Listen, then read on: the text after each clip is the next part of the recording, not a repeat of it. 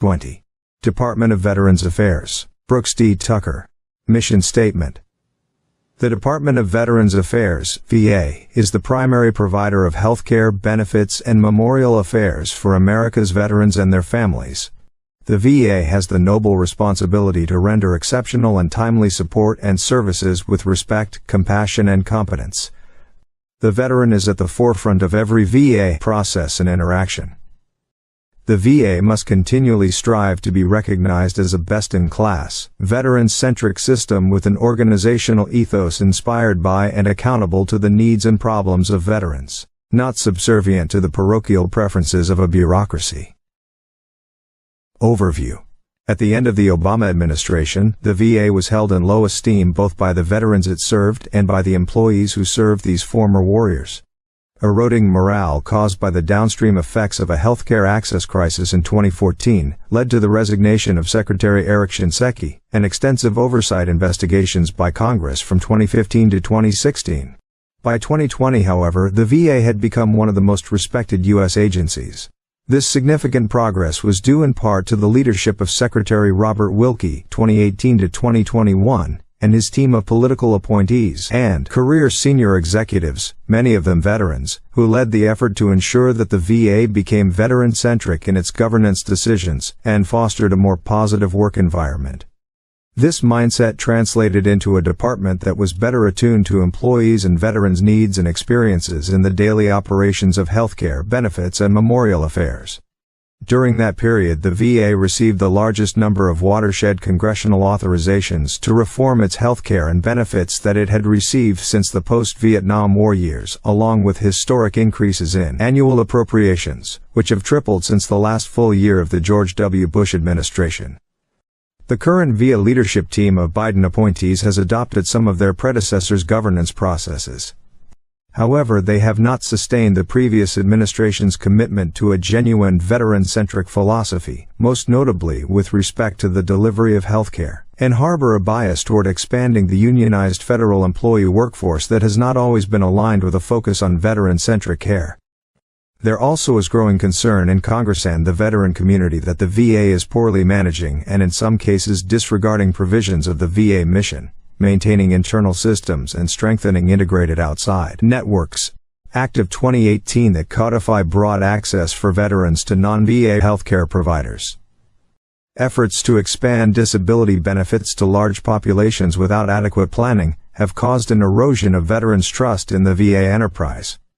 Additionally, the current VA leadership is focusing very publicly on social equity and inclusion within departmental policy discussions toward ends that will affect only a small minority of the veterans who use the VA. For the first time, the VA is allowing access to abortion services, a medical procedure unrelated to military service that the VA lacks the legal authority and clinical proficiency to perform. In addition to continuing the grotesque culture of violence against the child in the womb, these socio-political initiatives and ideological indoctrinations distract from the department's core missions. Departmental history. Following the Civil War, state veterans' homes were established to provide medical and hospital treatment for all injuries and diseases. When the United States entered World War I in 1917, Congress established a new system of veterans' benefits, including programs for disability compensation, insurance for service personnel and veterans, and vocational rehabilitation for the disabled, that was overseen by 3 different federal programs: the Veterans Bureau, the Department of the Interior's Bureau of Pensions, and the National Home for Disabled Volunteer Soldiers. In 1921, Congress combined those programs into the Veterans Bureau. Following World War II, a national VA hospital system, much of which remains operational today, was established to care for millions of returning veterans. Following the Vietnam War, the VA's federally owned and operated hospital network expanded again to meet the needs of the volunteer and draftee population. In the past 2 decades, the VA has purposely transitioned to leasing medical properties rather than building expensive new facilities that can take years to complete and often experience budget overruns. As the nature of healthcare has evolved with a growth in same-day surgical procedures and outpatient care, so has the VA. And in 2018, Congress added access to private sector urgent care outlets as one of the VA's healthcare benefits. Today the VA operates 172 inpatient VA medical centers (VAMCs), which are an average of 60 years old, and 1,113 community-based outpatient clinics (CBOCs), which are newer facilities designed to meet the needs of veterans closer to home. The VA also manages a community care network (CCN) through contracts with Optum and True West, third-party healthcare administrators responsible for building and maintaining a robust population of community providers to meet the needs of veterans referred for care outside of the VA system.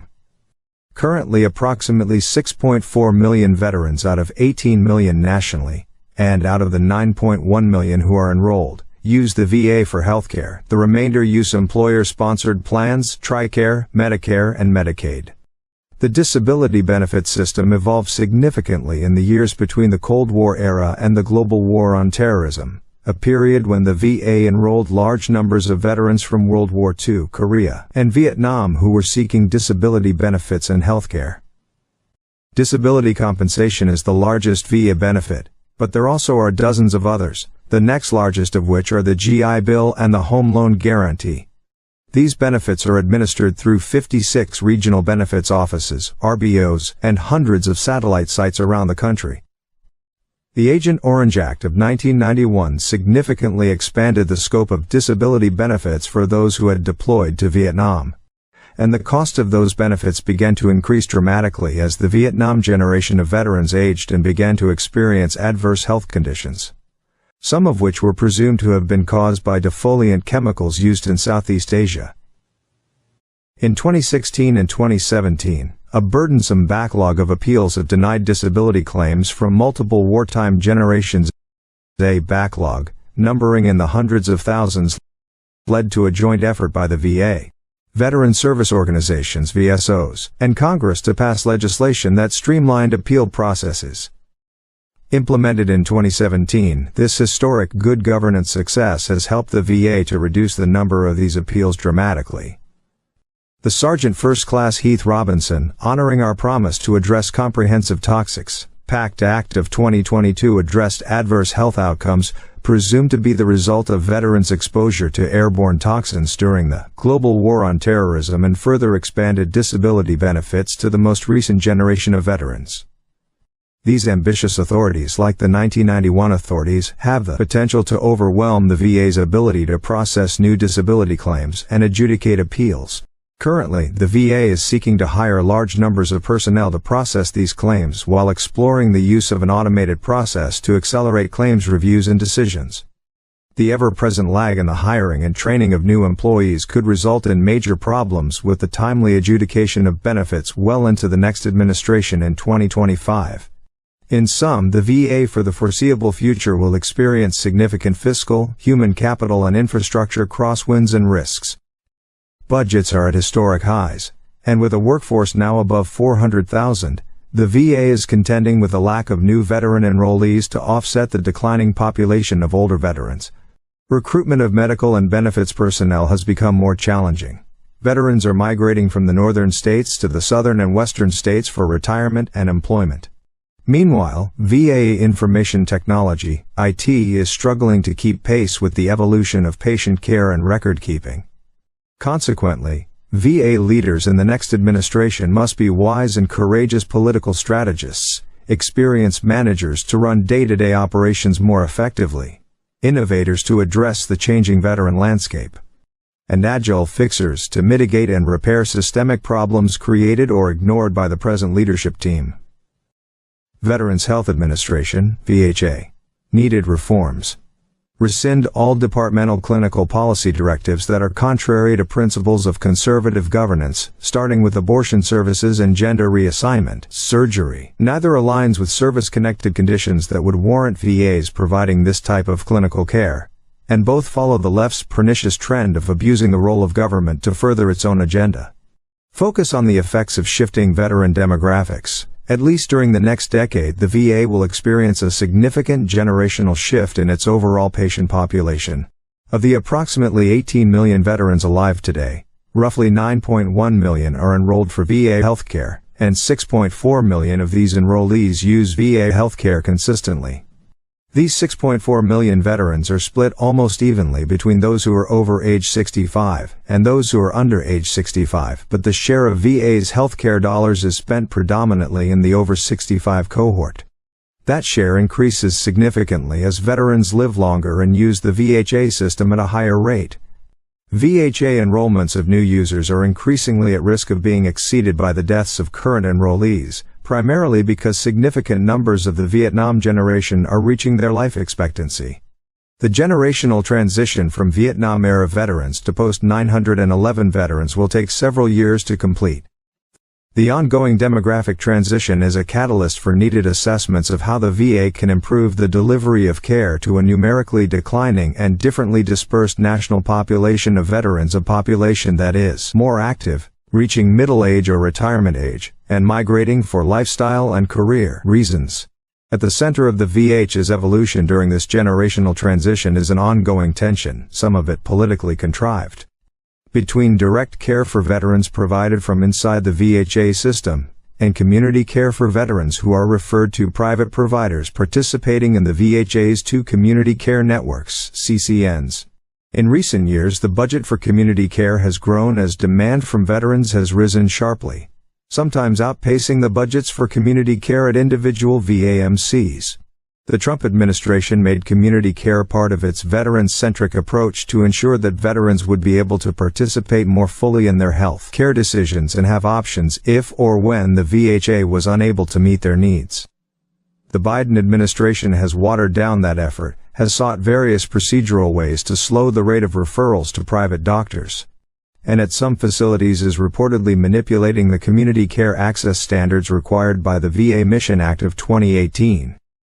If the makeup of Congress is favorable in 2025, the next administration should rapidly and explicitly codify VA Mission Act access standards in legislation to prevent the VA from avoiding or watering down the requirements in the future.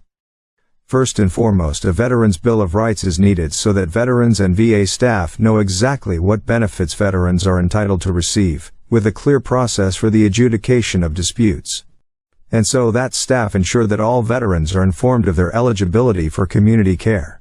Currently, veterans are not routinely and consistently told that they are eligible for community care unless they request information or are given a referral.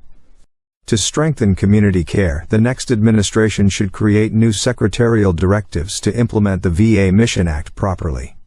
Sections for consideration and areas for reform include the following. 1. Sections 101 and 103, Community Care Eligibility for Access Standards and the Best Medical Interest of the Veteran. 2. Section 104, Community Care Access Standards and Standards for Quality of Care. 3.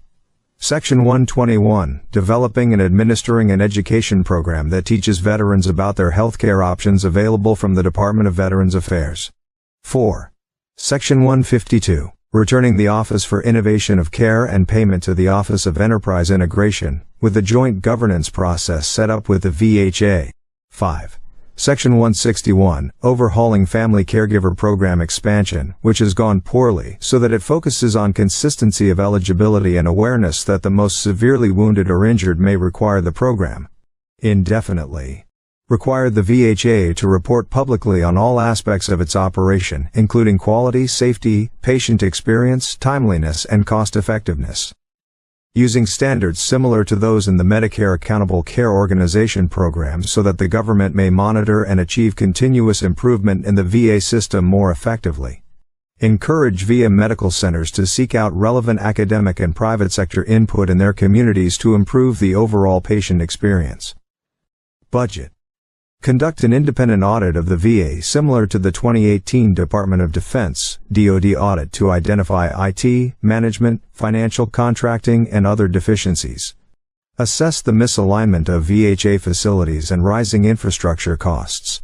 The VHA operates 172 inpatient medical facilities nationally that are an average of 60 years old. Some of these facilities are underutilized and inadequately staffed. Facilities in certain urban and rural areas are seeing significant declines in the veteran population and strong competition for fresh medical staff. In 2018, Congress authorized an asset infrastructure review, era of national VHA medical markets to provide insight into where the VA healthcare budget should be responsibly allocated to serve veterans most effectively. However, the Senate Veterans Affairs Committee lacked the political will to act on the White House's nominations of commission members, and this ultimately led to termination of the ERA process. The next administration should seek out agile, creative, and politically acceptable operational solutions to this aging infrastructure status quo.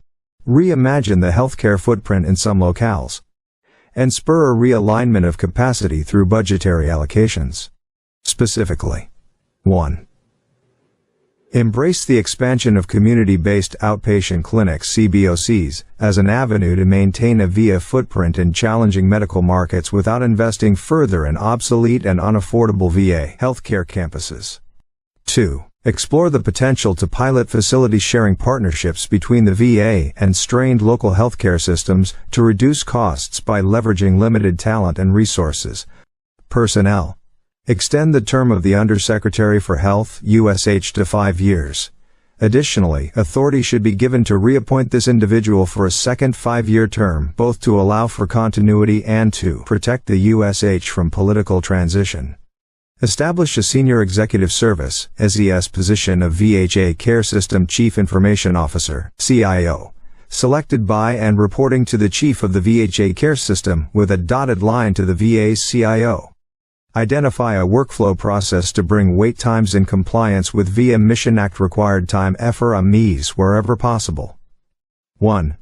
Assess the daily clinical appointment load for physicians and clinical staff in medical facilities where wait times for care are well outside of the time frames required by the VA Mission Act. 2.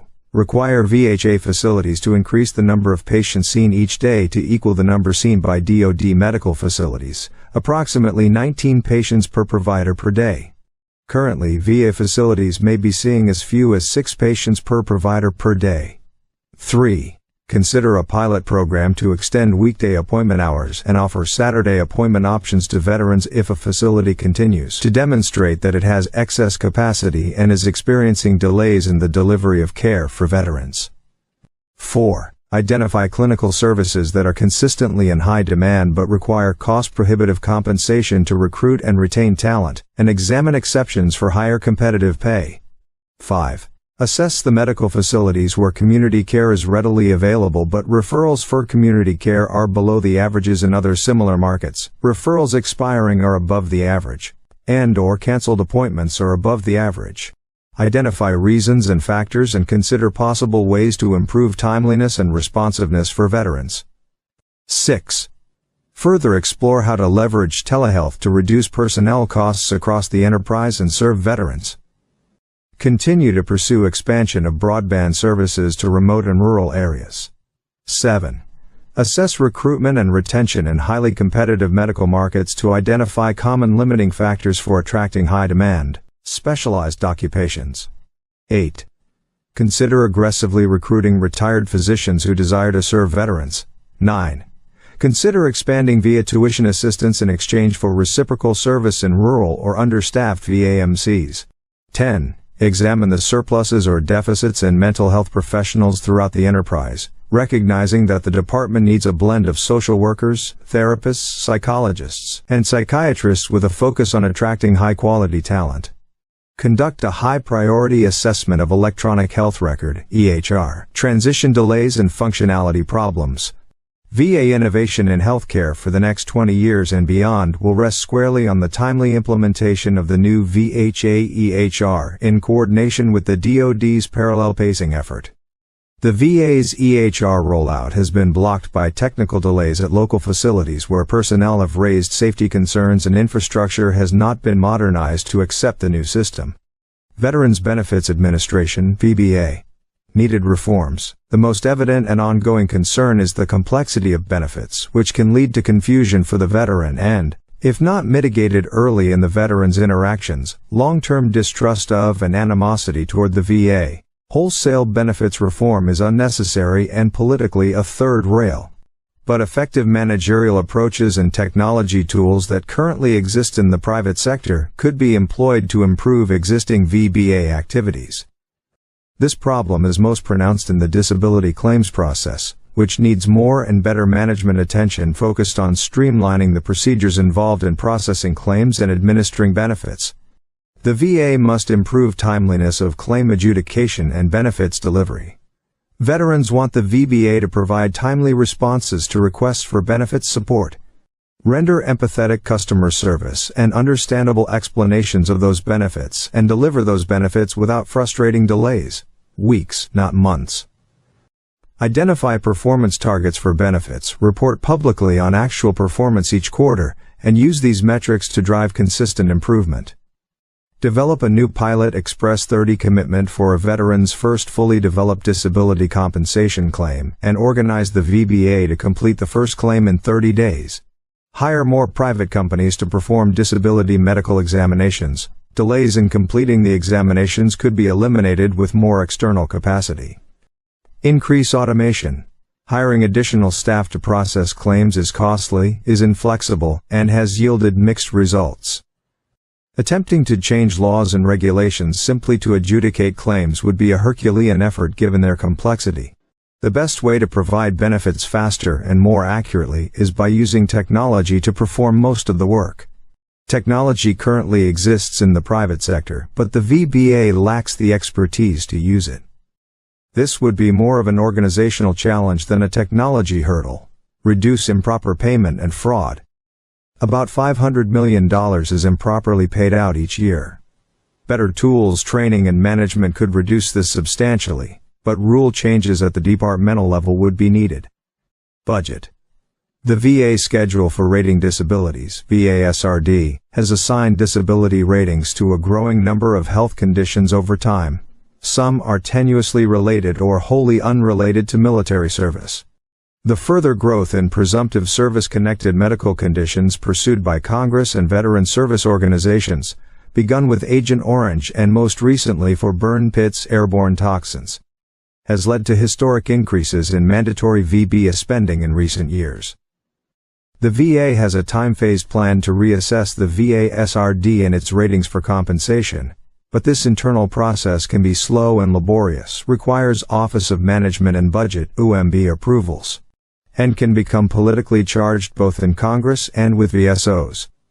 The next administration should explore how VASRD reviews could be accelerated with clearance from OMB to target significant cost savings from revising disability rating awards for future claimants while preserving them fully or partially for existing claimants. The VBA's information technology top-line budget should be re-examined and reassessed in light of the need for expanded automation across the enterprise. Traditionally, VHA captures the large majority of VA IT funding. The VBA needs to make the case for a larger IT budget with clear requirements to support that request. Personnel. Pursue reforms of the human capital management process and operations within the VBA to build a more blended workforce with more contractors to process claims. This would free federal employees to perform other duties and be involved solely with the final decision to award benefits. Improve the VBA acquisition workforce. The VBA needs more world-class contractor support. Currently, few of the top companies have contracts with the VBA, and the VBA needs to conduct more outreach to the private sector through senior leader engagement and industry conferences.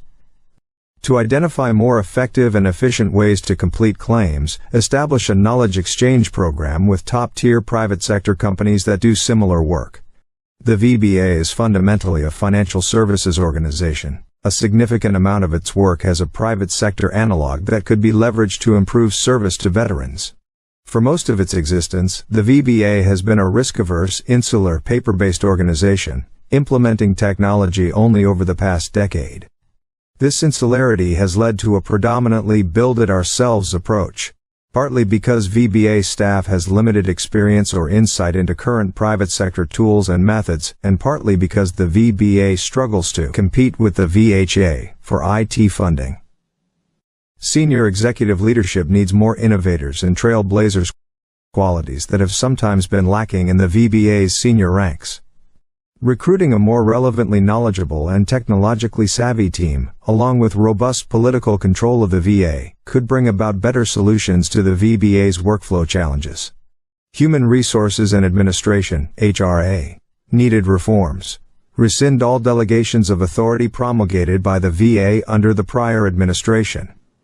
Transfer all career Cs out of PA's designated positions on the first day, and ensure political control of the VA.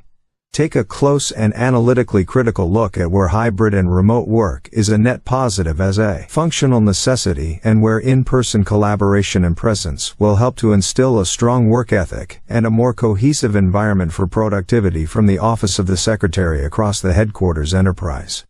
The COVID-19 pandemic spurred a significant shift to hybrid and telework options for large segments of the staff in the Washington headquarters, in its satellites, and at some VBA regional offices.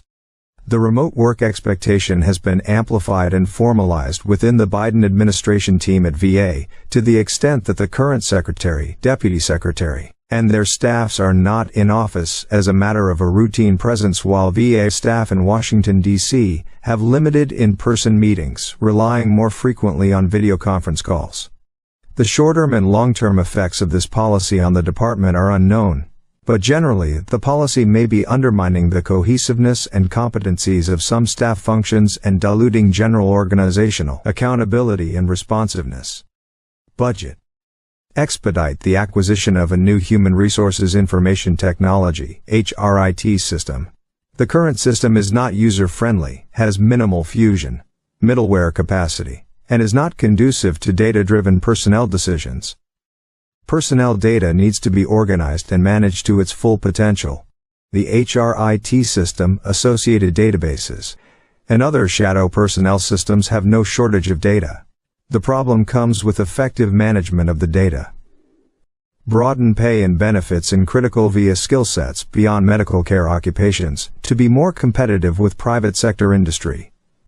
IT, acquisition, cyber, and economists are some examples of skill sets that are difficult for the VA to recruit, largely because of the limitations of federal pay scales. Continue to maximize the use of new VA hiring and pay authorities provided by Congress in the RAISE Act and PACT Act, as well as existing authorities in student loan forgiveness and the Public Service Loan Forgiveness Program. Personnel. Foster a culture that is mission, veteran, driven, alert, engaged, and habitually responsive to the veteran, and structure an environment that promotes a flexible and agile workplace.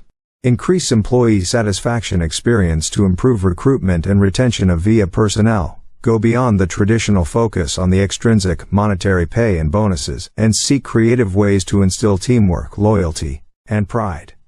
Train leaders and managers to promote an energized and productive workplace culture and reward those who do it well. Ensure that senior leaders, as ES, set the proper example. Focus more attention on hiring veterans and military spouses. The percentage of veterans employed at VA has been declining. Support the White House Office of Presidential Personnel in identifying a fully vetted roster of candidates to assume all key positions at VA well ahead of formal nominations. The VA is the second largest federal agency, yet it has authorized a woefully small number of PA/PAS positions when compared to other agencies of lesser size. Congress and the Office of Personnel Management should be engaged on ways to provide authorities for a higher number of non-career PA positions. The White House PPO can be inclined to discount the VA's importance, but given the political attention that VA can generate for Congress and the media, PPO should understand the importance of finding talented political appointees to serve at VA. Increase the number and utilization of limited-term appointment senior executive service positions for up to 3 years to work on special projects to ensure talent refreshment, talent acquisition, and flexibility. Manage the relationship with organized labor effectively and proactively. 1. Ensure that any agenda that includes labor civil service reform in the VA has a clear direction from the secretarial level, support from the General Counsel, alignment with the Assistant Secretary for Human Resources and Administration, and a unified and strong political will to carry it out. Without those elements, labor reforms are very difficult to accomplish. 2. Ensure that each senior leader in the process gets buy-in from reform-minded career employees willing to accept and support change. Those mid-level and senior-level managers exist, but they will need to be identified early and shown trust and confidence. 3. Ensure that the White House communicates the labor reform agenda swiftly. Trump administration executive orders on civil service reform. Official time. Government-furnished office space were issued too late, and departments and agencies were not prepared to execute them. 4. Anticipate the inevitable opportunities for legal challenges from organized labor, and be prepared for them to happen and be dragged out, which makes early, decisive timing all the more important. 5. Ensure that the White House is prepared to support a concerted and deliberate effort on implementation to avoid perceptions of a disconnected strategy and disaggregated effort. 6. Remain mindful of which labor contracts end, when they end, and what the agency's goals for renegotiation are. If not done effectively, contract end dates will be missed or lack notification. It is therefore essential to have a clear strategy with respect to what leadership wants from a new contract. Do not make the perfect the enemy of the good in contract negotiations. Work with Congress to sunset the Office of Accountability and Whistleblower Protection, OAWP. OAWP was well-intentioned when formed, but it is redundant with the activities of supervisors as well as Equal Employment Opportunity, Office of the Inspector General, Office of Special Counsel, and other policies, programs, and procedures for holding employees accountable. This redundancy results in lengthy investigations, gaps in coverage, and an overall ineffective method of employee and supervisor accountability. Consider decoupling HRA and the Office of Security and Preparedness, OSP. When Congress directed that the OAWP be established, it did not include authorities for a new Assistant Secretary position. Consequently, the OSP was combined with HRA to free a PAS position. The functions of HRA and OSP are dissimilar and thus create an organization that is difficult to staff with the talent needed to execute both missions effectively.